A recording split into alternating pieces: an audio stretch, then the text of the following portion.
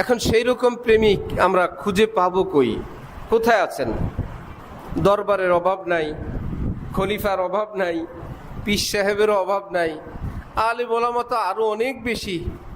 হযরত থানবী রহমতুল্লাহ আলাইহি বলতেন, ব্যথা যার উঠে, ব্যথার ডাক্তার কোথায় আছে সে খুঁজে বের করে। যার যেই রোগ হয় সেই রোগের ডাক্তার সে খুঁজে বের করে কিনা? ব্যথা উঠার আগে, ওই রোগ হওয়ার আগে কি সে জানতো কোথায় কি আছে? দরকার নেই। যখন বিপদে পড়ে, ভাই কিডনির ডাক্তার, ভাই লিভার, ভাই হার্ট, ভাই ব্রেন, ভাই ভাঙ্গাচুরা, যেই পার্টি যখন বিপদে পড়ে, ওই ব্যথা, ওই রোগটার মাত্রা যেমন হয়, যদি হয় সামান্য, সে খোঁজেও আস্তে আস্তে। এক এলাকায় কেউ গিয়ে জিজ্ঞেস করলো, ভাই হলুদের কেজি কত? এলাকাবাসী, ওই সময়ের রেওয়াজ ছিল কোনো জায়গা ভাঙলে, এখনো ভাঙ্গার জায়গায় যদি হলুদ বেটে প্রলেপ দেয়, ব্যান্ডেজ করে, ওই জায়গা ভালো হয়। আগের যুগে ব্যথার ওষুধ ছিল হলুদ বাটা। তো জিজ্ঞেস করলো, ভাই হলুদের কেজি কত? বললো, হলুদের নির্দিষ্ট কোনো দাম নাই, ব্যথা যেমন দামও তেমন। ব্যথা যদি অল্প হয় বেশি দামে কিনবে, যদি ব্যথা প্রচন্ড হয় বলবে যা চাইবেন তাই দিব, আপনি হলুদ দেন।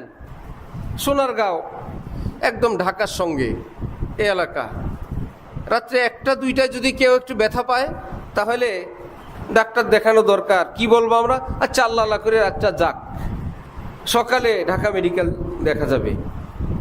এটা কি বেশি ব্যথার না কম ব্যথার? যে কঠিন অ্যাক্সিডেন্ট করবে তার ব্যাপারে কি বলবে? না, কালকে ইনশাল্লাহ ঢাকা মেডিকেলে। কালকে না, এখনই। এখন নিবেন কোত্থেকে? গাড়ি নাই, সব বন্ধ হয়ে গেছে। নাই আবার কি? গাড়ি এলাকায় নাই, অমুকের বাড়িতে গাড়ি আছে, অমুক সিএনজি ড্রাইভার এই বাড়িতে থাকে, অমুক জায়গায় অটোওয়ালা থাকে, তার নাম্বার আরেকজনের কাছে পাওয়া যাবে, লোক পাঠাও, ড্রাইভার বাইর করো, টাকা যা লাগে, 1-2 ঘন্টার মধ্যে রুগী ঢাকা মেডিকেল। অল্প ব্যথায় না বেশি ব্যথায়? বেশি ব্যথায়। ঠিক ব্যথা যদি না উঠে, তৃষ্ণা যদি না জাগে, পিপাসা যদি না জাগে, তাহলে আল্লাহর ওলিদেরকে খুঁজে পাওয়া যাবে না। আলহামদুলিল্লাহ, আলহামদুলিল্লাহ ওয়া কাফা ওয়া সালামুন আলা ইবাদিহিল্লাযীনা ইসতাফা, আম্মা বা'দ। فأعوذ بالله من الشيطان الرجيم. بسم الله الرحمن الرحيم. والذين آمنوا أشد حبا لله. صدق الله مولانا العظيم. وقال رسول الله صلى الله تعالى عليه وسلم: اللهم إني أسألك حبك وحب من يحبك والعمل الذي يبلغني حبك. وقال النبي صلى الله تعالى عليه وسلم: لا يؤمن أحدكم حتى أكون أحب إليه من والده وولده والناس أجمعين. وقال رسول الله صلى الله تعالى عليه وسلم: من أحب لله وأبغض لله وأعطى لله ومنع لله فقد استكمل الإيمان. أو كما قال النبي صلى الله تعالى عليه وسلم. মুআজ্জাজ হাজিরিন, আমি আল্লাহ পাক রব্বুল আলামিনের পবিত্র কালামের অংশবিশেষ তেলাওয়াত করলাম এবং হযরত রাসূল করিম সাল্লাল্লাহু আলাইহি ওয়াসাল্লামের কয়েকখানা হাদিস শরীফ পাঠ করলাম। আল্লাহ পাক কোরআন শরীফ এবং হাদিস শরীফের কামিল হেদায়েত আমাদের সকলকে নসিব ফরমান। কোরআনে পাক এবং হাদিসে পাকের নূরে আমাদের জীবনকে সুন্দর করার, আলোকিত করার তৌফিক দান করেন। সাউন্ড কোথায় একটু বাড়াইতে বলো।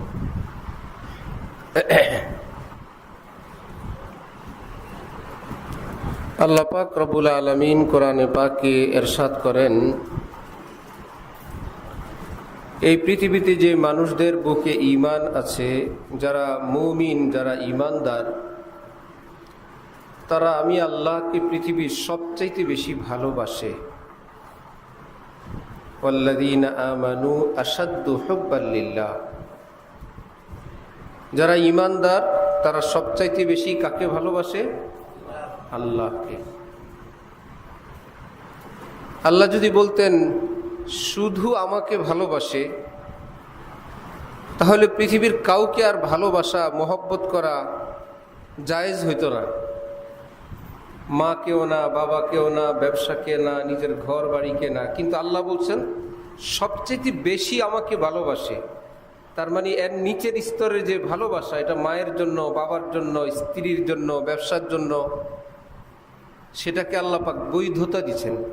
সেটা জায়েজ। সেটা কি জায়েজ?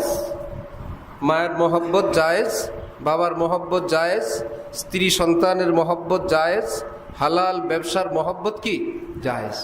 কিন্তু সিরিয়াস সবচাইতে বেশি মহব্বত সেটা কার জন্য? যেমন আমরা আমাদের বাড়িতে মেহমান আসে, আমরা বাড়ির বাহিরে কাচারি ঘর থাকে, মেহমানের জন্য মেহমান খানা থাকে, ঠিক আছে। আরেকটু আপন হলে তাকে ঘরে নিয়ে আসি, তাও ঠিক আছে। আবার একান্ত ঘনিষ্ঠ হলে তাকে ঘরের ভিতরে নিয়ে যাই, তাও ঠিক আছে। কিন্তু বলেন তো, আপনাদের এলাকায় সোনারগাঁয়ে এরকম কেউ কি আছে স্বামী স্ত্রী যেই রুমে রাত্রি যাপন করেন, নিজের একান্ত কোনো বন্ধুকে নিজের সাথে রাখেন? আছে? যে আমার অনেক ঘনিষ্ঠ, এই জন্য আমরা স্বামী স্ত্রী দুইজন, তৃতীয় জন আমার বন্ধু থাকবে। ওই জায়গায় তৃতীয় কেউ এলাও না। বন্ধু বাইরের রুমে থাকো, সেই রুমে থাকো, খাতির এবং সম্পর্ক হিসাবে কাউকে বাজার পর্যন্তই শেষ, দোকান পর্যন্তই শেষ, বাড়ির মুখ পর্যন্তই শেষ, মুখে আবদার এই পর্যন্তই শেষ। আবার কাউকে ধীরে ধীরে আস্তে আস্তে আনতে আনতে ঘরের ভিতরে একদম থাকবে, বেড়াবে কয়েকদিন, কিন্তু ওই রুমে জায়গা নেই। হযরত মুফতি শফি সাহেব রহমতুল্লাহ আলাইহি বলতেন, দুনিয়া ব্যাংকে রাখা জায়েজ, পকেটে সিন্ধুকে রাখা জায়েজ, কিন্তু অন্তরের মধ্যে আনা না জায়েজ। অন্তর, এটা আল্লাহ পাক নিজের জন্য ঘর বানাইছেন। এটা আমার ঘর, এখানে আমার মহব্বতের ভালোবাসার লেনদেন হবে, এখানে যেন কেউ না আসে। এটা আমার মহব্বতের ঠিকানা, এখানে অন্য কারো জায়গা হবে না। স্ত্রী যদি জানতে পারে স্বামী অন্য কারো প্রেমে আছে, স্বামী যদি জানতে পারে তার মনে অন্য কেউ আছে, তাহলে সেখানে আর সুন্দর সংসার হয় না। রব্বুল আলামিন বলে, স্বামী স্ত্রীকে ধোঁকা দিতে পারবে, স্ত্রী স্বামীকে ধোঁকা দিতে পারবে, আমি আল্লাহকে তো ধোঁকা দেওয়ার কোনো ব্যবস্থা নাই। তাহলে দুনিয়াকে মহব্বত করা, যেখানে হালাল মহব্বত জায়েজ, সেই মহব্বত কি হারাম না জায়েজ? জায়েজ। সিরিয়াস সবচাইতে বেশি মহব্বত সেটা কার জন্য? প্রমাণ হবে কোথায়? জায়গা মতো। সন্তানকে ভালোবাসা নাকি জায়েজ, স্ত্রীকে ভালোবাসা জায়েজ, ব্যবসাকে ভালোবাসাও জায়েজ। এতক্ষণ আমরা এটা বললাম, কিন্তু বেশি মহব্বত আল্লাহর জন্য সেটাও আমরা বললাম। এবার দোকানে বেচা কিনা চলছে, আল্লাহ পাক ডাকছেন হাইয়া আলাস সালাহ। একদিকে দোকানের মহব্বত, আরেকদিকে আল্লাহর মহব্বত। কথা ছিল দোকানকেও ভালোবাসা জায়েজ, কিন্তু আল্লাহর মহব্বত কি দোকানের সমান না আরো বেশি? এইবার দেখা যাবে একদিকে কাস্টমার ডাকে, আরেকদিকে আল্লাহ ডাকেন। স্ত্রীকে মহব্বত করা জায়েজ। স্ত্রী বলল, আমার জন্য একটা বড় রঙিন টেলিভিশন, একটা ডিসেন্টিনার লাইন সহ ব্যবস্থা করে দেন। রব্বুল আলামিনের পক্ষ থেকে বলল হারাম, নাজায়েজ, আনলে কিন্তু আমি অসন্তুষ্ট হব। বউ বলে, আনলে আমি খুশি হব। কঠিন পরীক্ষা। স্ত্রী বলল, আপনি দাড়ি না রাখলে আমি খুশি, আমার চেহারার মতন আপনার চেহারা, দুইজনে এক ডিজাইনে থাকবো। আমরা দুজনেই ওয়াইফ ডিজাইনে থাকি, আমার গালও খালি আপনারটাও খালি, আমরা দুজনে যেন এক স্বামীর দুই বউ, আমরা দুজন এই সিস্টেমেই থাকি। ওদিক থেকে আল্লাহ পাক বললেন, আমার নবীর মতন চেহারা বানাও, নবীর মতন লেবাস বানাও, তাহলে আমার মহব্বত পাবা। তাহলে স্ত্রীরও একটা চাহিদা আছে, রব্বুল আলামিনেরও একটা পছন্দ আছে। এই জায়গায় আমাদের একটা কঠিন পরীক্ষা।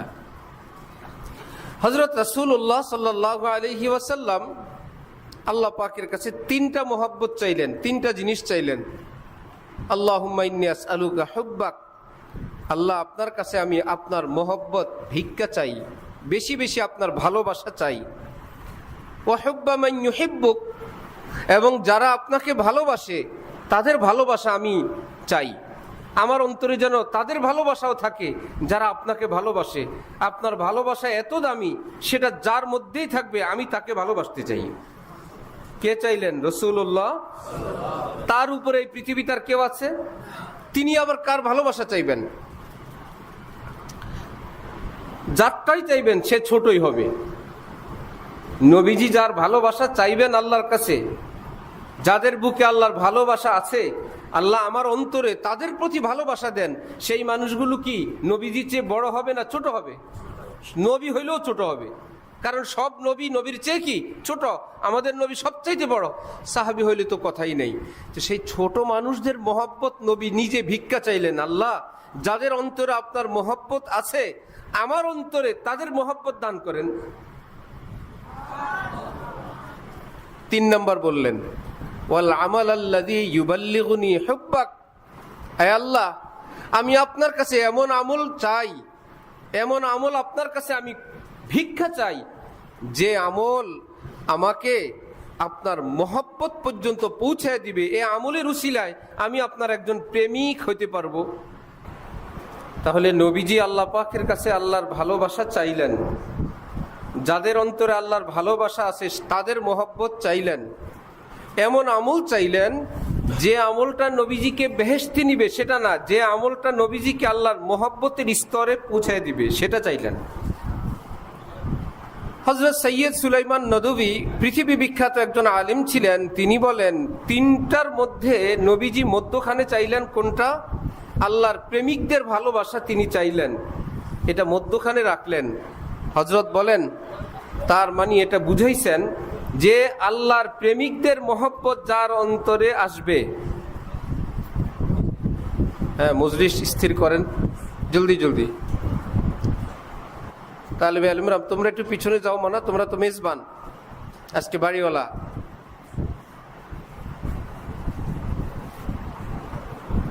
ঠিক আছে, আর আওয়াজ করবেন না।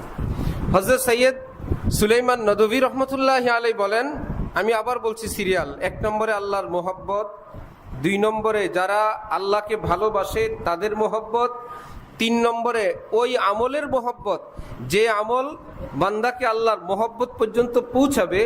মধ্যখানেরটা হলো আল্লাহর প্রেমিকদের মোহব্বত। সুলাইমান নদভী বলেন এই মধ্যখানেরটা আল্লাহ পাক যাকে নসিব করবেন, যে আল্লাহর ওলির মোহব্বত, তাকে আল্লাহ পাক আমলও দিবেন, আল্লাহর মোহব্বতও দিবেন, দুটোটাই তার নসিব হয়ে যাবে। আল্লাহু আকবার। এখন সেই রকম প্রেমিক আমরা খুঁজে পাবো কই? কোথায় আছেন? দরবারের অভাব নাই, খলিফার অভাব নাই, পীর সাহেবেরও অভাব নাই, আলেম ওলামা তো আরো অনেক বেশি। হযরত থানবী রহমতুল্লাহি আলাইহি বলতেন ব্যথা যার উঠে, ব্যথার ডাক্তার কোথায় আছে সে খুঁজে বের করে। যার যেই রোগ হয় সেই রোগের ডাক্তার সে খুঁজে বের করে কিনা? ব্যথা উঠার আগে, ওই রোগ হওয়ার আগে কি সে জানতো কোথায় কি আছে? দরকার নেই।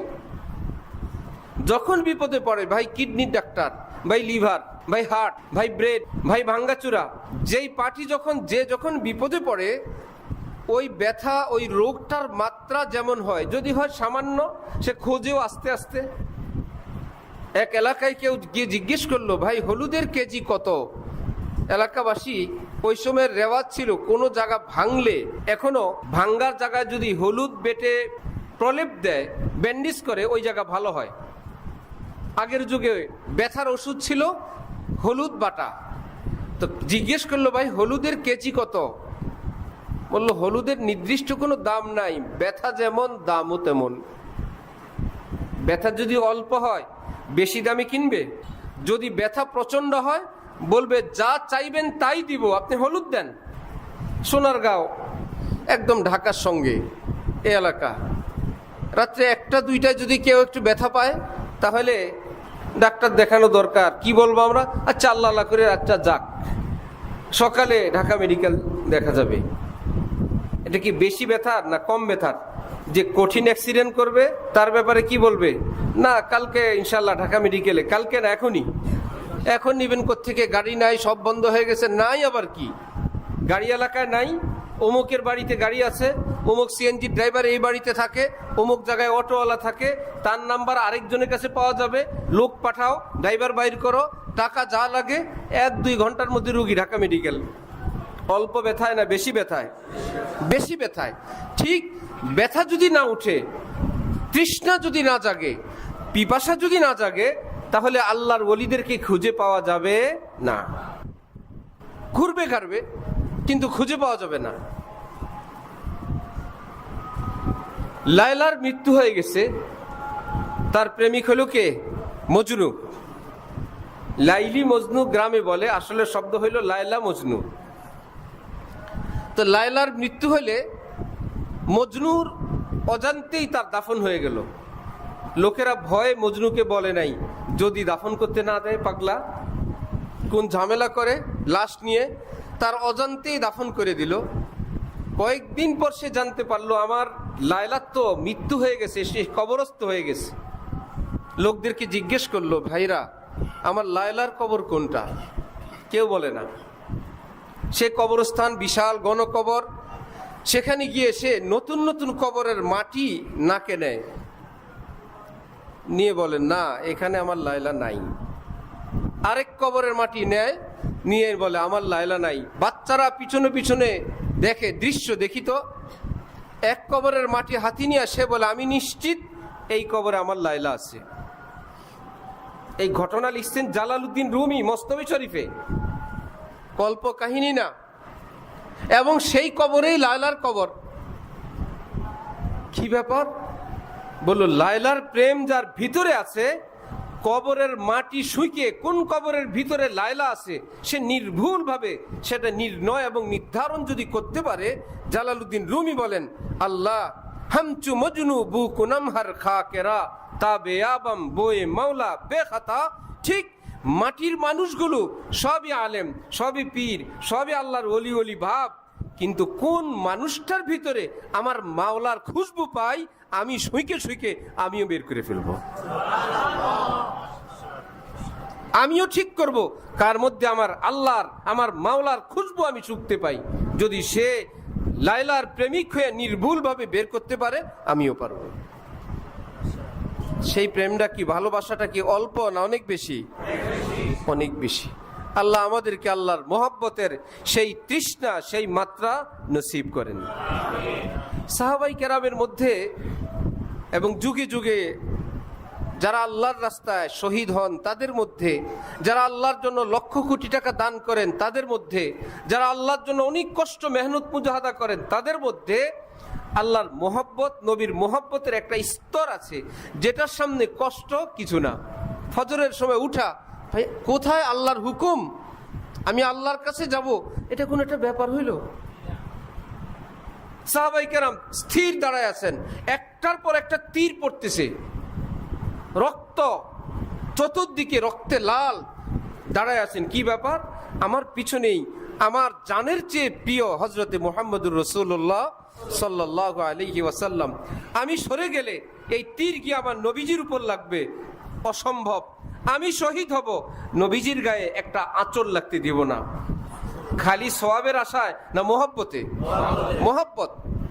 মহব্বত যদি না থাকে আমলের মধ্যে কোনো জান নাই, কোনো প্রাণ নাই। তখন শুধু যুক্তি, তর্ক, প্রশ্ন, বিতর্ক, এটা কেন, ওইটা কেন, এটা কি হইলো। আর যদি হয় মহব্বত, এত কথা নাই। আল্লাহ বলছেন, রসুল বলছেন, ভাই ইসলামের হুকুম, আর কিছু জানি না, জান দিয়ে দিব আল্লাহর কথাই। কেন কি হবে, জান দে দি मैंने उनके नाम पर, इश्क ने सोचा ना कुछ अंजाम पर। যে ভাই শুনছি আল্লাহর রাস্তায় জান দিলে আল্লাহ খুশি হন, কেন দিলাম, কি হইলো, কিছুই জানলাম না, শুধু শুনছি আল্লাহ খুশি হবেন, জীবন দিয়ে দিছি। আল্লাহ আল্লাহ আমাদেরকে আল্লাহর মোহাব্বতের দৌলত নসিব করেন। গ্রাম দেশে একটা কথা আছে, নেশার টাকা ভূতে যোগায়। আপনাদের এলাকায় আছে? আছে না? আচ্ছা, আসলে কি কোনো ভূতে টাকা দেয় কাউকে? এইরকম একটা মিথ্যা কথা প্রবাদ, নেশার টাকা কে যোগায়? ভূতে যোগায়। আসলে কি ভূতে যোগায় না সেই যোগায়? আজানের জবাব দেন, একটা তো দিবেন। আল্লাহু আকবার, আল্লাহু আকবার, আল্লাহু আকবার, আল্লাহু আকবার।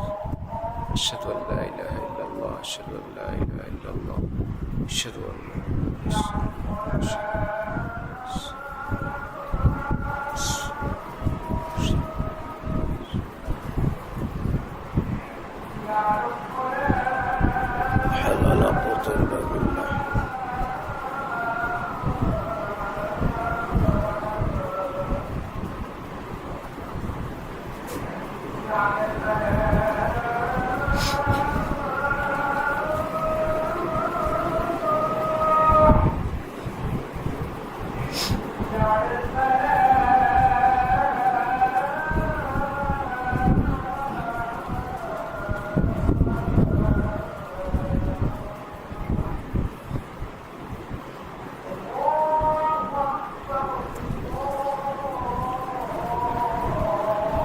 ইমাম, ইমাম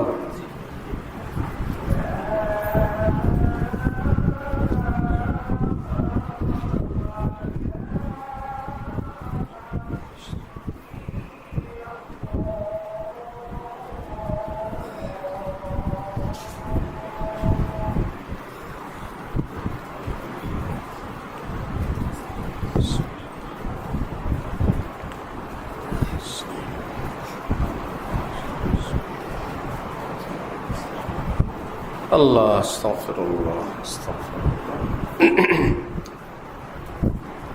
ভারতবর্ষের মস্ত বড় এক বুজুর্গ ছিলেন সৈয়দ আহমদ শহীদ রহমতুল্লাহ আলাই।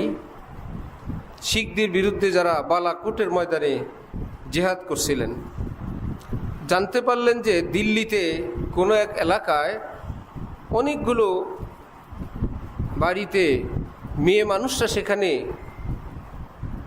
অনেক ধরনের অনৈতিক কার্যকলাপ করে, তারা রোজগার করে।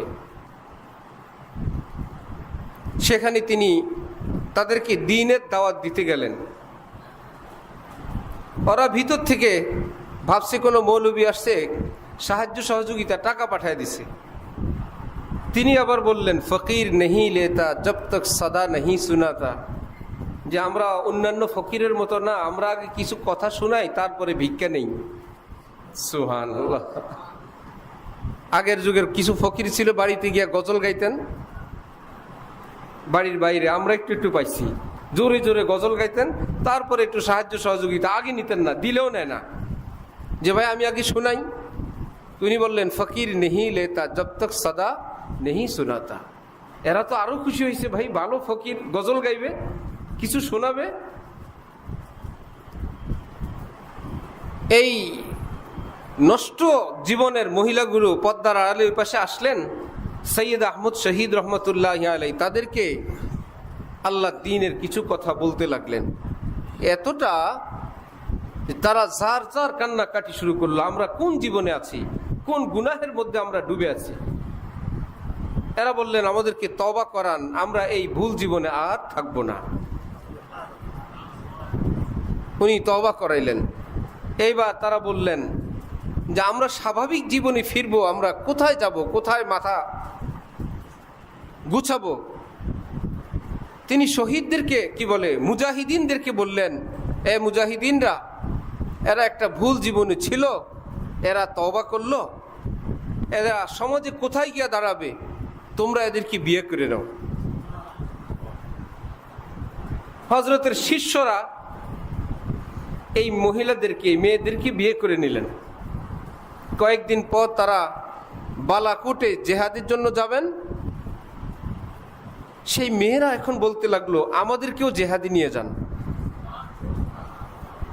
ভাই তোমরা কি করবা, জেহাদে তো পুরুষের কাজ। বলল, মুজাহিদিনরা যে ঘোড়া চালাবেন, ঘোড়াকে ভুসি খাওয়াইতে হয়, চাক্কির মধ্যে সেই ভুসিগুলো আমরা পিষে পিষে দিব, যাতে করে মুজাহিদিনের ঘোড়ায় খায়, খেয়ে মুজাহিদিনরা ওই ঘোড়া নিয়ে যুদ্ধ করবে। আমরা তাঁবুর ভিতরে থাকব, আমরা বেপর্দা করব না। গেলেন তাঁবুর ভিতরে তারা এই চাক্কি পিষতেছেন, খেদমত করতেছেন বিভিন্ন। এখন তো তাদের স্বামীরা আছে, স্বামীদের মাধ্যমে সংবাদ আসলো এক একজনের হাতের চামড়া উঠে গেছে, ঠোস পড়ে গেছে। আহা, এক ধরনের আনন্দ উল্লাসের জীবন ছিল, পয়সা কড়ি উড়ায় সুন্দর জীবন, আর এখন চাক্কি পিষতে গিয়ে তাদের হাতের ঠোস পড়ছে, চামড়া উঠছে। সৈয়দ আহমদ শহীদ গেলেন, গিয়ে বললেন, হ্যাঁ তোমাদের কত কষ্ট, এখানে আসছো, আগের জীবন তোমাদের আরো সুখ শান্তির জীবন ছিল বাহ্যিকভাবে। তখন বলতেছিলেন, না, আল্লাহ পাক ইমানের বরকতে, তওবার বরকতে আমাদেরকে যে শান্তি দিছেন, আগে সেই সুন্দর ফুলেল সজ্জার চেয়ে আজকে আমাদের ইমানি জীবনের মজা আল্লাহ পাক বেশি দান করছেন। আমরা এখন বেশি সুখে আছি। আমার ভাই, বাড়ি বলেন, গাড়ি বলেন, সহায় সম্পত্তি বলেন, এগুলো সুখের সামান, এগুলো সুখ না। এগুলো কি সুখ না? সুখের সামান। এই সামানের ভিতরেও অশান্তির লোকের অভাব নাই। আবার ভাঙ্গা ঘরের মানুষের কলিজা সুখে শান্ত, এইরকম মানুষের অভাব নাই। আল্লাহ পাক কোরআনে পাকে বলেন, আলা বিযিক্রিল্লাহি তাতমাইন্নুল কুলুব। পৃথিবীর শান্তি তালাশকারীরা কোথায়?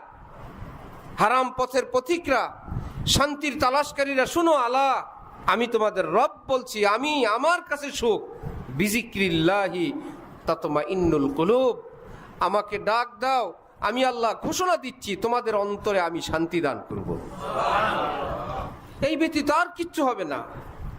মক্কা শরীফে একটা ছোট্ট শিশু হারায় গেলে, তার মায়ের থেকে বিচ্ছিন্ন হয়ে গেলে, হযরতওয়ালা করাচি সেই সফরে বলেন যে কত দেশের মেয়েরা, মহিলারা বাচ্চাটাকে বুকে নেয়, আদর করে, তার চিৎকার থামে না। একটু পরে দেখা গেল কালো দেশের কোনো মহিলা আসলো, আফ্রিকান, ওই বাচ্চার মা, সে তাকে জড়ায় ধরার সাথে সাথে সে মায়ের সঙ্গে জড়ায় ধরে সে একদম স্থির হয়ে গেল। হযরত বলেন তার সুখের ঠিকানা ওইটাই। পৃথিবীর কোনো নারী, কোনো সুন্দরী শিক্ষিতার বুকে ওই শান্তি নাই, তার বুকে, তার মায়ের বুকে যে সুখ আছে, আল্লাহ পাক রব্বুল আলামিন আমাদের অন্তরে একটু ম্যাগনেট লাগায় রাখছেন। কোথায় জানেন? সেই রুহের জগতে আল্লাহ পাক আমাদেরকে সামনে নিয়ে জিজ্ঞেস করছিলেন, আলাস্তু বিরব্বিকুম। আমার আপনার সেই রুহগুলো সেদিন আমরা একত্রে চিৎকার করে উঠছিলাম। সর্বপ্রথম আওয়াজ দিছিলেন নবীজি। নবীজির বালার পরে সমস্ত নবী এবং পৃথিবীর সকল মানুষ বলছিল, বালা আপনি আমাদের রব না তো কে রব? আপনি আমাদের রব। ওই রুহের জগতে আল্লাহ পাকের নূর দেখা আত্মা আজকে আমার আপনার ভিতরে। পাতশাহী করদা বুদম পাস বানি कै কুনম আবে জমজম খুরদা বুদম আবে শোরা कै খুরাম। যে ব্যক্তি জমজমে অভ্যস্ত, তাকে যদি একটু জমজমের নাম দিয়ে মিক্স জমজম দেন, মুচকি হাসি দিয়ে বলবে, একটু মিশাইছেন না? বলবে, হ ভাই, অল্প একটু পানি তো অনেকরে দেওয়া লাগে, খাঁটিটা তো আর দেওয়া যায় না। কিন্তু যে জমজম পান করে না সেটার পাবে না। যে মক্কা শরীফ গিয়ে একসময় জমজম পান করে আসছে, 2 নাম্বারটা দিলেই সে মুখি দিয়েই টের পাবে এটা অরিজিনালটা না। যে একবার এসি রুমে থাকতে অভ্যস্ত, তার এসির বাইরে থাকতে কষ্ট হয়। যে একবার সুখ শান্তির জীবনে অভ্যস্ত, সে নিচে নামতে কষ্ট হয়। রব্বুল আলামিনের নূর যে একবার দেখে ফেলছে, যে রূপ, এখন এই পৃথিবীতে থাকতে তার কষ্ট। নূর দেখা রূপ। এখন এবার এই কষ্ট দূর করার জন্য বাড়ি দেয়, গাড়ি দেয়, সুন্দরী স্ত্রী দেয়। সেই বেচারা তো কোথায় আল্লাহকে দেখছে আর কোথায় এগুলো? এত শান্তি হয় না, কোনোভাবেই শান্তি হয় না। রব্বুল আলামিন বলেন, আল্লাহ শান্তি তালাশকারীরা শুনো, বিযিক্রিল্লাহি তাতমাইন্নুল কুলুব। সেই মক্কায় হারানো শিশুটি যেমন, তার মাই তার সুখ, এই ব্যতীত কোনো বুকে তার শান্তি নাই। তোমরা যেখানেই যাও, যত পদ পদবি নিয়ে থাকো, সুখ পাবে না। সেজদায় লুটায় পড়ো, আমি আল্লাহ শান্তি দান করে দিব। আমার কাছে শান্তি। এক মালিক তার কর্মচারী চাকরি নেওয়ার সময় বলল, আমাকে নামাজের ছুটি দেওয়া লাগবে। ঠিক আছে। মালিক নামাজ পড়ে না, কর্মচারীর সঙ্গে ওয়াদা, নামাজের ছুটি দিল। এখন নামাজ পড়তে একটু বিলম্ব, মালিক মসজিদের গেটে আইসা, এই শেষ হয়েছে না নামাজ, আসো। আসছি আবার কি আসো। একটু পরে মালিক জিজ্ঞাসা করতেছে, কে তোমাকে আটকে রাখছে, আসো না কেন? কর্মচারী বলতেছে, যে তোমাকে ঢুকতে দেয় না সে আমাকে বের হইতে দেয় না। কে আটকে রাখছে? আমার তো মন চায় না এই জায়গা ছেড়ে আর কোথাও যাই। এক সময় দুষ্ট ছেলেদের সঙ্গে ছিল একটা, কোনো আল্লাহওয়ালার পালায় পড়ে এখন নামাজ পড়ে, এখন জিকির করে, এখন দোয়া মুনাজাত করে। বন্ধুরা ভাবলো পড়ুক, নামাজ পড়ে আমাদের সঙ্গে যাবে আবার। চলো বন্ধু যাই নেশার পথে, দুনিয়াবি কোনো আনন্দ উল্লাসের পথে। সে ফার্সি ভাষায় তখন বলতেছে, চস্কা লাগা হ্যায় জাম কা, সুগল সুবহ শাম কা, আব मैं तुम्हारे काम का हम ना फंसो रहा नहीं। বন্ধুরা আমাকে এক ভিন্ন নেশায় ধরে বসছে। এতদিন ভুল নেশায় ছিলাম, সেই নেশা বেইজ্জতির, হারামের, স্বাস্থ্য ধ্বংসের, ইমান ধ্বংসের। এখন আল্লাহর মোহব্বতের পবিত্র নেশায় ধরে বসছে। আমাকে আর পৃথিবীর কোনো কাজে ডেকো না, আমি এখন আল্লাহ নামের নেশায় বিভোর হয়ে গেছি। পৃথিবীর সমস্ত নেশার বোতলে যত নেশা, আল্লাহর প্রেমিকদের জবানে একবার আল্লাহ এই নামের ভিতরে এর চাইতে বেশি নেশা আল্লাহ রেখে দিচ্ছেন। এই জন্য আমার ভাইয়েরা, যেই জগতে আমরা আছি, মনে হয় এদিকে গেলে সুখ পাবো, মনে হয় সেই দিকে গেলে সুখ পাবো। এই সুখের তালাশের একটা কারণ, আমাদের ভিতরে একটা নফস আছে, সবার আছে, আমারও আছে, আপনারও আছে, আছে না? নফসের চাহিদা খুব খেয়াল করবেন, জাহান্নামের চাহিদা। নফসের চাহিদা কিসের চাহিদা? জাহান্নামের চাহিদা। জাহান্নাম হইল নফসের হেড অফিস, আর নফস হইল তার একটা ব্রাঞ্চ। জাহান্নামের মধ্যে সমস্ত মানুষগুলোকে যখন আল্লাহ পাক দিবেন, দেওয়ার পর জিজ্ঞেস করবেন, কোরআনে পাক আছে, হালিম তালাতি, এই জাহান্নাম তোর পেট কি ভরে গেছে? ওয়াতাকুলু, জাহান্নাম তখন বলে উঠবে, হালমি মাজিদ, পেট ভরে নাই, আরো কিছু দেওয়া যাবে? জাহান্নামের ভিতর ডালা হইল পৃথিবীর যত অপরাধী সব, কিন্তু জাহান্নামের চাহিদা কি পূরণ হয়ে গেছে না আরো চায়? কি মুশকিল, জাহান্নামে দেওয়ার মতন আর তো কেউ নাই।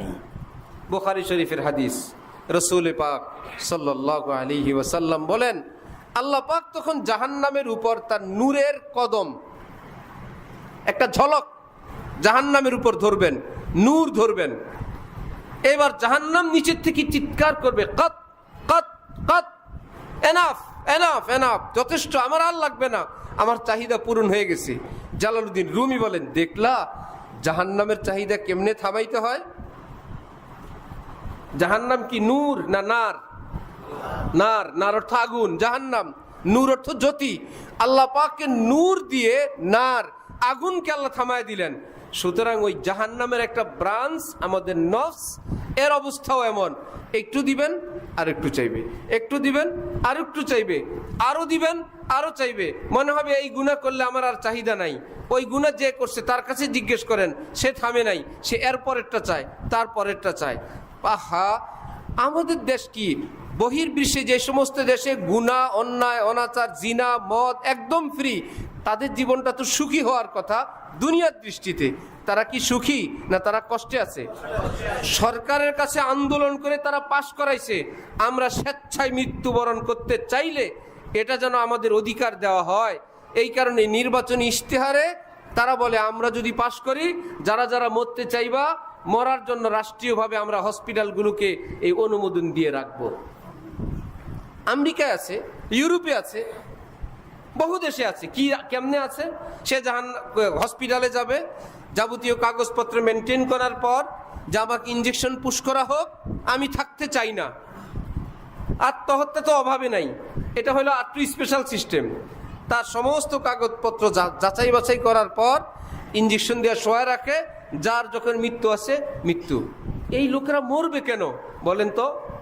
সে ভাবছে এইরকম অশান্তির দুনিয়ায় আমি আর থাকতে চাই না।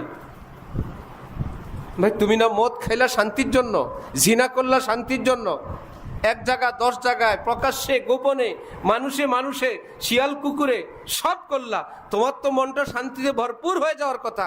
সে বলতেছে যে যত আইটেম ছিল সব করার পর এখন দেখতেছি মৃত্যু ছাড়া আমার আর কোনো শান্তির পথ নাই। মৃত্যুর পরে কি শান্তি না জাহান্নাম? জাহান্নাম। কি ব্যাপার, এত অশান্তি কেন?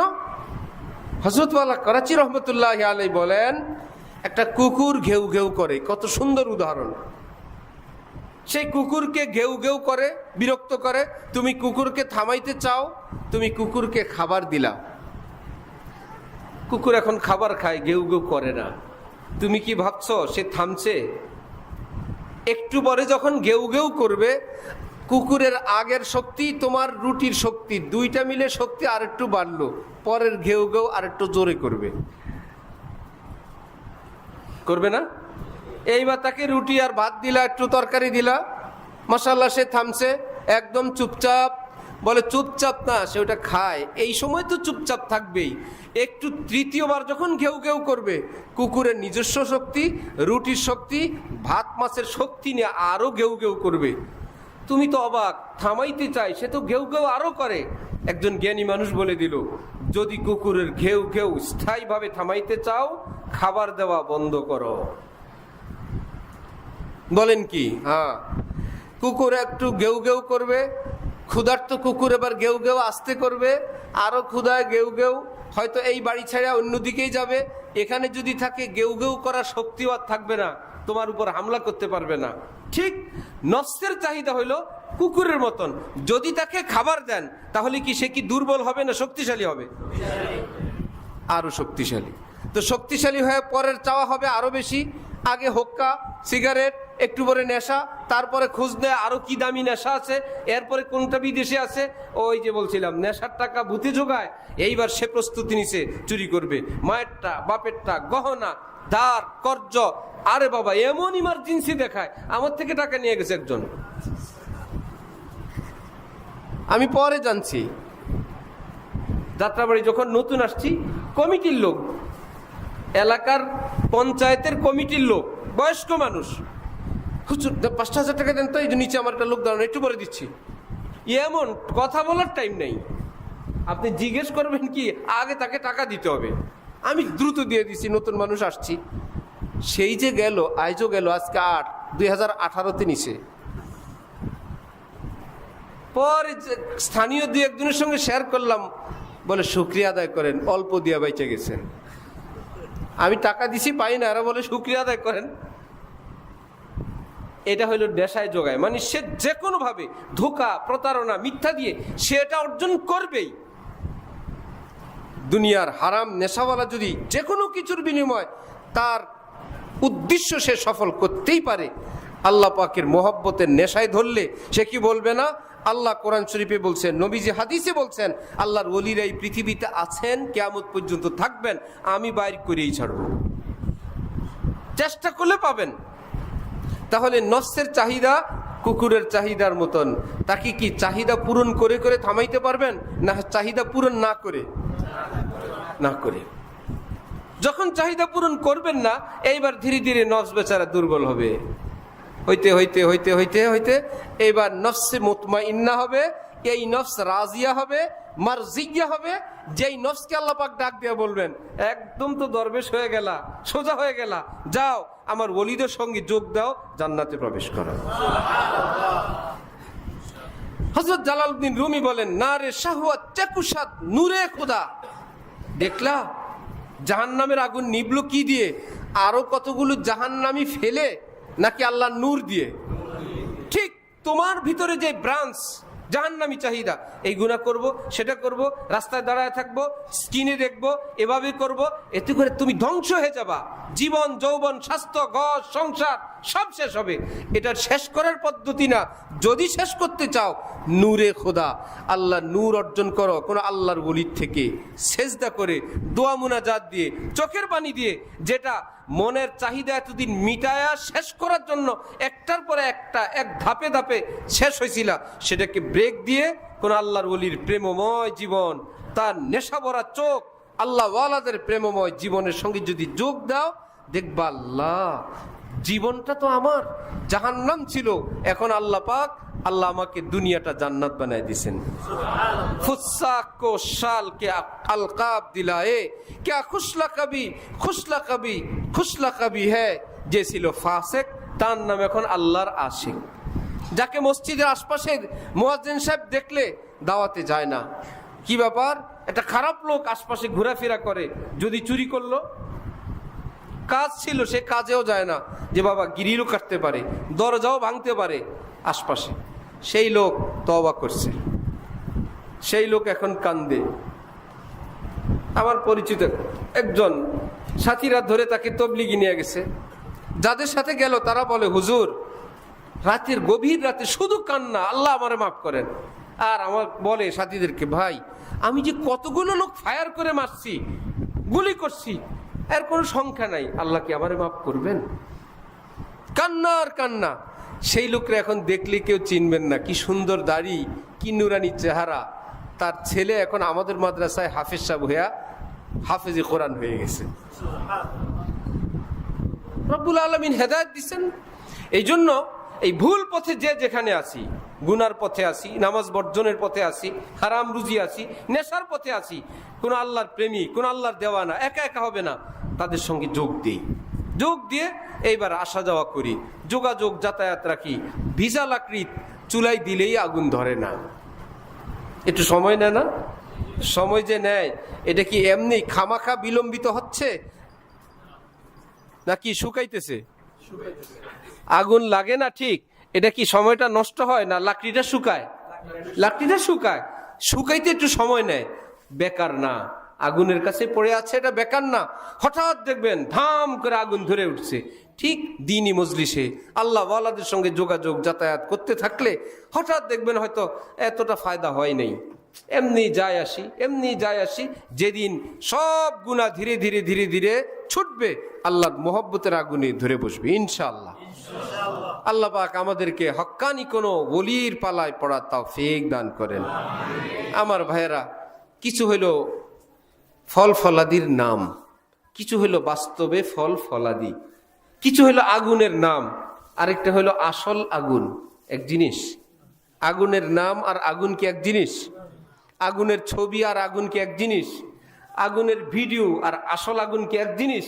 সুতরাং এই ওয়াজ, বয়ান, নসিহত এগুলো সব আগুনের নাম, এগুলো বয়ানের নাম, এগুলো হইল সব কাগজে কলমে এলেম। যে এলেম নূর, যেটা আল্লাহর মোহব্বত, যে আগুনে পাতিল গরম হয়, যে আগুনে সব জ্বালায় ফেলে, এইরকম এলেম আল্লাহর ওলি, খাঁটি আলেম যারা হক্কানি, তাদের কাছে থাকে। সেখানে গেলে দেখবেন আল্লাহ, এই না এলেম, কথা শুনলে অন্তর নূরে ঠান্ডা হয়ে যায়। বয়ান ছাড়াও যদি তাকায় থাকি, অন্তরটা নূরে ভরপুর হয়ে যায়। একটু আশপাশ দিয়ে ঘুরে আসলেও গুনাহ ছাড়তে মন চায়। তখনই বুঝতে হবে আমি কোনো সাধারণ জায়গায় আসি নাই। কোথাও গেলে যদি ঘ্রাণ লাগে, কি ব্যাপার, হ্যাঁ এখানে একটা হাসনা হেনা গাছ আছে। কোথাও যদি গরম লাগে, দেয়ালের ওই পাশে রান্নাঘর অথবা কোনো বড় ফ্রিজ আছে। কি ব্যাপার, এই দরজা দিয়ে ঠান্ডা আসে, ওই রুমে এসি চলে। ঠান্ডা গরম যেরকম আমরা দেহে অনুভব করি, ঠিক ঈমান ভিতরে অনুভব করে যে আমি কোনো আল্লাহর ওলির কাছে চলে আসছি। এইরকম ওলিরাই পৃথিবীতে আছেন, কিয়ামত পর্যন্ত থাকবেন। আল্লাহ পাক আমাদেরকে তাদের সন্ধান লাভের তৌফিক দান করেন। খালি সম্পর্ক না, আমার আগে মাওলানা কি নাম, আফজাল সাহেব খুব বয়ান করতেছিলেন মাশাআল্লাহ, যে খালি বায়াত হলে কাজ হবে না, ডাক্তারের প্রেসক্রিপশন নিলেই কাজ হবে না, ওষুধ খরিদ করতে হবে, সেবন করতে হবে।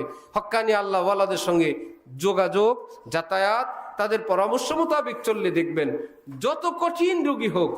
হযরত থানবীর নিকট হযরতের এক মুরিদ চিঠি লিখছেন, বসো, এত টেনশন, হেরা সবাই ফ্যান ছাড়া আর আমার কত ফ্যান। হযরত থানবীর নিকট একজন লিখছেন যে হযরত, আমার তো কোনো উন্নতি হচ্ছে না, আমি তো আপনার কাছে বায়াত হয়েছি, আমি তো আগের মতোই আছি। হাদিসে কুদসিতে আছে, যারা আল্লাহ ওয়ালাদের সাথে থাকে, যাতায়াত রাখে, এদের কপাল পড়ে না।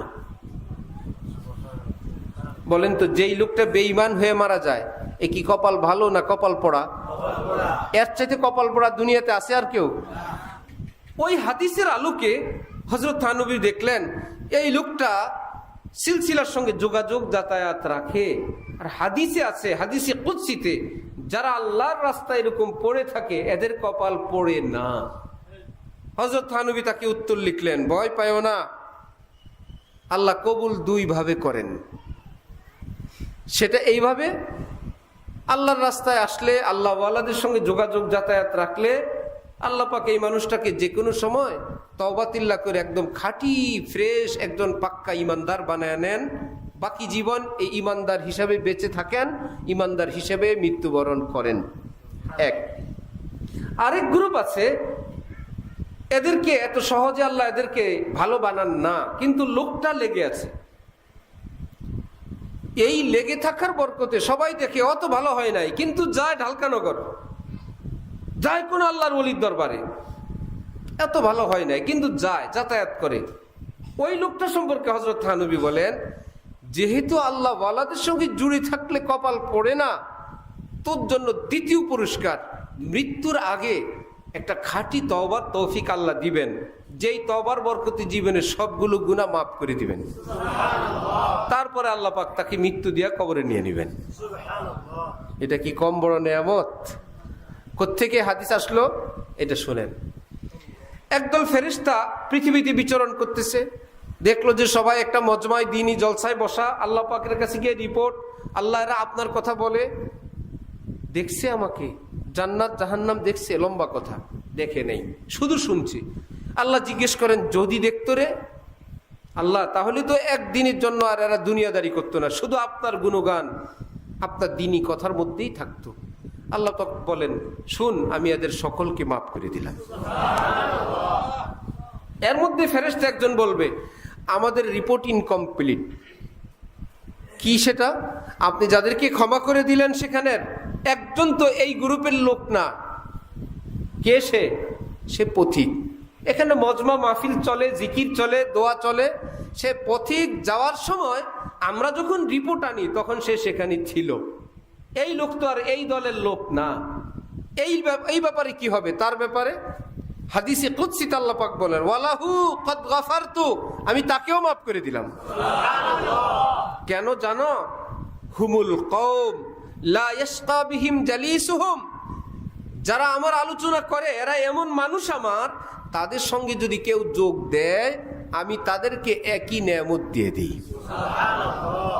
হাফিজ ইবনে হাজার আসকালানি, পৃথিবী বিখ্যাত মুহাদ্দিস, বুখারী শরীফের ব্যাখ্যাতা, তিনি বলেন, ইন্না জালিসাহুম ইয়ানদারিজু মাআহুম ফি জামিই মা ইয়াতাফাজ্জালাল্লাহু বিহি আলাইহিম ইকরামান লাহুম। আল্লাহ ওয়ালারা এমন এক রত্ন, আল্লাহর কাছে এত সম্মানিত মানুষ, তাদের সঙ্গে যারা যোগদান করেন, যেই নেয়ামত আল্লাহর ওলিকে দেন, ওই একই দস্তরখানে তার সঙ্গে যোগ দেওয়া মানুষগুলোকে আল্লাহ এক নেয়ামত দান করে দেন। কেন? ওই আল্লাহর ওলির সম্মানে। আপনার মেয়ের বিয়ে ঠিক হয়েছে, জামাইয়ের জন্য স্পেশাল বড় পাত, বড় প্লেট। আপনি জানেন জামাইয়ের সঙ্গে বন্ধু বান্ধব তো কয়েকজন আসবেই। এখন দেখলেন বন্ধু মানে আসতেছে কে? যেই ফ্যামিলির সঙ্গে আপনাদের মামলা মুকদ্দমা, চোখে চোখ রাখেন না, কঠিন শত্রু ফ্যামিলি, ওই রকমের দুই ছেলে নতুন জামাইয়ের দুই পাশে আসতেছে। এখন আজকের নতুন শ্বশুর সাহেব কি করবেন? দুলামিয়া শুধু আপনি আসেন, ডাইন বাম তোমরা আসবা না বলবেন? এই ডাইন বামের দুই শত্রু আজকে এসে আপনার বাড়িতে স্পেশাল মেহমানদারি গ্রহণ করবে, তাদের নিজের যোগ্যতায় না দুলার বরকতে? দুলামিয়া শ্বশুরের কাছে এত সম্মানিত, আজকে যদি শত্রু তার সাথে আসে তারও মেহমানদারি। আল্লাহ বলেন, এবার বুঝো আমার ওলিরা আমার কাছে কত সম্মানিত। তার সঙ্গে যদি ঈমান নিয়ে কোন রকম আসতে পারে, ওই একই নিয়ামত আমি সঙ্গীদেরকেও দান করে দিব। এই জন্য আমার ভাইয়েরা, একা একা না থাকি, আলেম ওলামাদের কাছে খোঁজ নেই। ওলি গ্রামে গ্রামে মহল্লায় মহল্লায় পাওয়া যায় না। এই মুদি দোকানে সদায় না যে সারা বাংলাদেশে চিপস পাওয়া যায়। আমাদের এক পীর ভাই আছে, খুব মজার মজার কথা বলে। সে বলে, ভাই নীলফামারী এক এলাকায় বয়ান করতে গেছি, কি বাংলাদেশ না অন্য জায়গা? বলে, আমি পুরা বাংলাদেশে কয়েকটা জিনিস, যেখানেই গেছি কয়েকটা জিনিস পাইছি। মজা করে বলে, কি? পুলিশ, আর একটা কি পাঙ্গাস মাছ, আর একটা কি সরমনের মুড়ি। তার আইডিয়া আমি বাংলাদেশের যেখানেই গেছি, চরমরায় মুরিদ আছে, পাঙ্গাস মাছ আছে, আর কি আছে, পুলিশ আছে, 3 জিনিস পুরো বাংলাদেশে আছে। আল্লাহর ওলিরা এইরকম না যে আপনি পাঙ্গাস মাছের মতন পুরা দেশে পাবেন, ঘরে ঘরে, মহল্লায় মহল্লায়, থানায় থানায়। হ্যাঁ, সব দেশে সব অঞ্চলে আছেন, গ্রামে গ্রামে, বাড়ি বাড়ি নেই। একটু খুঁজতে হবে, কিন্তু খুঁজবেন কার মাধ্যমে? মুদি দোকানদারের মাধ্যমে না আলেমদের মাধ্যমে? যে যেই জগতের লোক সেই জগৎ ভালো চিনে। ডাক্তারের কাছে বড় ডাক্তারের খবর আছে, ইঞ্জিনিয়ারের কাছে বড় ইঞ্জিনিয়ারের খবর আছে, ঠিক আলেমের কাছে বড় হক্কানি আলেম আল্লাহওয়ালাদের কি আছে, খবর আছে। আলেমদের কাছে জানেন, জেনে যেখানে আপনার ভালো লাগে যে এই জায়গায় হলো আমার চিকিৎসার জায়গা, জিকির আজকার চিকিৎসা না, এটা ভিটামিন। প্রেসক্রিপশনে অনেক ওষুধ থাকে, সবগুলো কি অ্যান্টিবায়োটিক না? অ্যান্টিবায়োটিক থাকে কিছু, আর কিছু থাকে সাপোর্ট। কিছু অ্যান্টিবায়োটিক খাইলে মাথা ঘুরাবে, ওটার জন্য ভিটামিন। কিছু আছে খোঁজ নিয়ে দেখবেন, ও রে বাবা, এটা তো হইলো একদম মিষ্টি ট্যাবলেট। কি ট্যাবলেট না কিনো? সিবিট। সিবিট ট্যাবলেট। ওহো, সিবিট খাইলেন, অ্যান্টিবায়োটিক খাইলেন না, তাহলে রোগীর চিকিৎসা হবে না। ঠিক জিকির হইলো ওই সিবিটের মতো, জিকির হলো ভিটামিনের মতন। আল্লাহওয়ালাদের কাছে যাবেন চিকিৎসার জন্য, যে আল্লাহওয়ালা এরকম চিকিৎসা দিতে জানেন, বুঝেন, জানেন। আলেমদের থেকে খবর নেন, যত কষ্টই হোক। সোনারগাঁয়ের মানুষ পিজিতে যায় না, ঢাকা মেডিকেল যায় না, স্কোয়ারে ল্যাবেডে যায় না, এবার কেয়ারে যায় না। কেন যান? গেলেই ডাইরেক্ট সিরিয়াল দিয়ে দেয় যে উনি অনেক দূর থেকে আসছেন, বসে থাকেন। টাইম দিছে 8টায়, আপনি 7:30 গিয়ে বসছেন, সিরিয়াল নম্বর 10, গিয়া শুনেন ডাক্তারে আসে নাই। আরে বাবা, আসেই নাই, আমার দিছে 8টায়, 8 নম্বর সিরিয়াল। আরে হয়েছে স্যার, আরো 2 ঘন্টা পরে আসছে, রুগী দেখতেছে 1, 2, 3, তাহলে আমার সিরিয়াল 8 নম্বর হইলে 10 নম্বর হইলে তো আমি 10-এ, ফাঁকে ফাঁকে 1 জন 2 জন। কি বাবা এগুলো? কি এগুলো? স্যারের ব্যক্তিগত রুগী, মানে এগুলো সিরিয়ালের বাইরের, এগুলো হসপিটালের মালিকদের। আমরা সহ্য করি না? সহ্য করি কিনা? ভাই, আমার চিকিৎসা দরকার, অভিমান করলে তো চলে যাওয়া লাগবে, ভালো না লাগলেও বসে থাকি। কিন্তু আল্লাহওয়ালার কাছে গিয়ে আধা ঘন্টা বসে থাকার পর যদি দেখা না করা যায়, বন বন বন বন করতে করতে আসছিলাম, এখানে কোনো সুযোগ নেই, এখানে এখন দেখা করা যাবে না, এখানে নাকি গেছে নিজের টাইম মতন, কার কখন চেম্বার খবর নেই। অমুক আল্লাহওয়ালা থাকে, গিয়ে বসে গেছি। ডাক্তারের চেম্বারে কি ডাক্তার 24 ঘন্টা রুগী দেখে? টাইম টেবিল আছে না? কোন আল্লাহওয়ালার কাছে চেম্বারের টাইম ছাড়াই গিয়া বসবে, কার মাধ্যমে দেখা করতে হবে, কি করতে হবে, কিছু না করে ঠেলা ধাক্কা করে চেষ্টা করে এবার গো গো গো গো করে এসে গেছি। সেখানে কেমনে আল্লাহর ওলি হব, কেমনে আল্লাহর ওলিদের সঙ্গে দেখা করব? এখানে তো দেখা করা যায় না। আসলে আল্লাহকে পাওয়া তৃষ্ণা জাগে নাই। যদি জাগতো, কার মাধ্যমে যাওয়া যায়? এই লোকটা ভিতরে যায় আসে।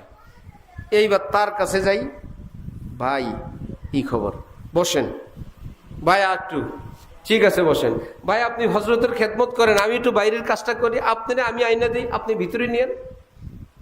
আল্লাহর মোহব্বতের তৃষ্ণা ধরলে নিজের আমিত্ব, বড়ত্ব, ফুটানি, পদ, পদবী, চেয়ার, এটা ভুলে যেতে হয়। যখন ছোট হবেন তখন বড় কিছু পাবেন। গাছের আমের আটি যদি গাছের মাথায় থাকে, গাছের মাথায় থাকা আমের আটি দিয়ে জীবনে গাছ হবে? ওই গাছের মাথা থেকে তাকে নামতে হবে, নেমে মাটির তলে ঢুকতে হবে। এইবার একদিন সে গাছ হবে, বহু আম হবে। যদি অহংকার করে গাছের মাথায় থাকে, আর জীবনে গাছও হবে না, আমও হবে না। সবাই যদি নিজের আমিত্ব বড়ত্ব নিয়ে বসে থাকেন, তাহলে আল্লাহর মহব্বত হবে না। আল্লাহর মহব্বতে সেই সুন্দর জীবন, ফুলের জীবন হবে না। একটু ছোট হইতে পারবো না ইনশাআল্লাহ? দুনিয়ার জন্য না আল্লাহর জন্য? সংবাদ নিব কার? মুদি দোকান, রিক্সাওয়ালা, ভ্যানওয়ালার থেকে না আলেমদের থেকে? আলেমদের থেকে। আলেমদের থেকে সংবাদ নিয়ে যেখানে হক্কানি আল্লাহওয়ালারা আছে, যেখানে আপনার চিকিৎসা হবে, বুঝেন এইরকম কোনো জায়গায় তালাশ করে চেম্বার টাইম জেনে আল্লাহ আল্লাহ করে শরীক হন। একবার না পারেন 2 বার 3 বার। এই যে যাওয়া আসা, যাতায়াত, কষ্ট, খরচ, হাকিম মোহাম্মদ থানভী লিখছেন, সবগুলো আল্লাহ পাক আল্লাহর ভলিউমে উঠাবেন। এগুলো সব আমার খাতায়। রাস্তার ভাড়া, যোগাযোগ, যাতায়াত, সময়, খরচ, ওই আল্লাহওয়ালাকে পাওয়ার জন্য যত কিছু, সব আল্লাহ পাক নিজের ভলিউমে উঠাবেন। এগুলো আমার রাস্তায় খরচ করছে আমাকে পাওয়ার জন্য। আর কোরআন শরীফের আয়াত, আল্লাহ পাক বলেন, আমি যাকে দেখি আমাকে পাওয়ার জন্য সে ভীষণ চেষ্টা করে, অল্প একটু না, চেষ্টা করতেই থাকে। আচ্ছা সত্যি কথা বলেন তো, যারা নমিনেশন পায়, চাইলেই পায় যায়? নাকি চেষ্টা মেষ্টা আছে? শুধু 1-5 বছর সেই ছোটকালের থেকে শুরু। এইবার না হইলে চিরকালের জন্য তওবা করে না। আচ্ছা, সামনের বার কত পোস্টারিং, কত তেলানি, কত মাখানি, কত লিঙ্ক, কত নেতা খেতা, পাইলে পাইলাম, না পাইলে বাদ। কিন্তু হাকিমুল উম্মত থানবী বলেন, আল্লাহর পথের চেষ্টা করে কেউ বাদ গেছে এই পৃথিবীতে একজনও নাই। যে চেষ্টা করবে সে আল্লাহরে পেয়ে যাবে। তিজারাতান লান তাবুর, হাদিসে কুদসিতে আছে, মান তলাবানি ওয়াজাদানি, যে খুঁজবে সে আমাকে পেয়ে যাবে, যারা পায় নাই তারা খোঁজে নাই। এটা দুনিয়ার রাজনীতি না, একজন পাবে সব বাদ, বরং যেই আল্লাহকে চাইবে সে আল্লাহকে পাবে। সেই চাওয়াটা হবে নিজের পছন্দ মতো না শরীয়ত মতো? এই জন্যই হক্কানি আলেম আল্লাহওয়ালাদের থেকে পন্থা পদ্ধতি শিখা, আল্লাহওয়ালাদের সঙ্গে যোগ দেওয়া। আল্লাহ আমাদেরকে তৌফিক দান করেন। শেষ কথা, ট্রেন ঢাকা থেকে চট্টগ্রামে যায়, সঙ্গে কতগুলো বগি যায় না? বগির ভিতরে কি মোটর ইঞ্জিন কিছু আছে? যায় না। এই ইঞ্জিনের ভিতরে কত আছে? তেল আছে, ড্রাইভার আছে। এখন ইঞ্জিন যেই গতিতে চলে বগিও সেই গতিতে চলে। ইঞ্জিন যেই শহরে বগিও। আপনাকে যদি জিজ্ঞেস করা হয় বগি ঢাকা থেকে চট্টগ্রাম গেল কেমনে, আপনি দুইটা উত্তর দিতে হবে। দুইটা কাজ করছে বগি। কি কাজ? 1 নম্বরের লাইনে উঠছে নাকি? আরেকটা কাজ কি? ইঞ্জিনের সঙ্গে নিজের পিছন দিয়ে জোড়া লাগাই দিছে। এইবার ইঞ্জিন যেই শহরে বগিও। যদি ইঞ্জিন অন্য জায়গায় থাকে, বাড়িতে থাকে, তাহলে কি? আর বগি এখানে ওখানে পড়ে থাকে, লাইনে যদি না উঠে ইঞ্জিন ওটারে নিবে না। আর যদি লাইনে উঠলো, পিছন দিয়ে জোড়া লাগায় নাই, কাজ হবে? এই কথাটাকে আল্লাহ কোরআন শরীফে বলছেন, ইত্তাকুল্লাহ, লাইনে উঠো, কুনু মাস সাদিকিন, আল্লাহর ওলিদের সঙ্গে যোগদান করো। বেলাইনে থাকলেও হবে না, লাইনে উঠো, কুনু মাস সাদিকিন, আল্লাহর ওলিদের সঙ্গে জোড়ো। ওলি যেই জান্নাতে, তুমিও সেই জান্নাতে। ওয়া আখিরু দাওয়ানা আলহামদুলিল্লাহি রাব্বিল আলামিন।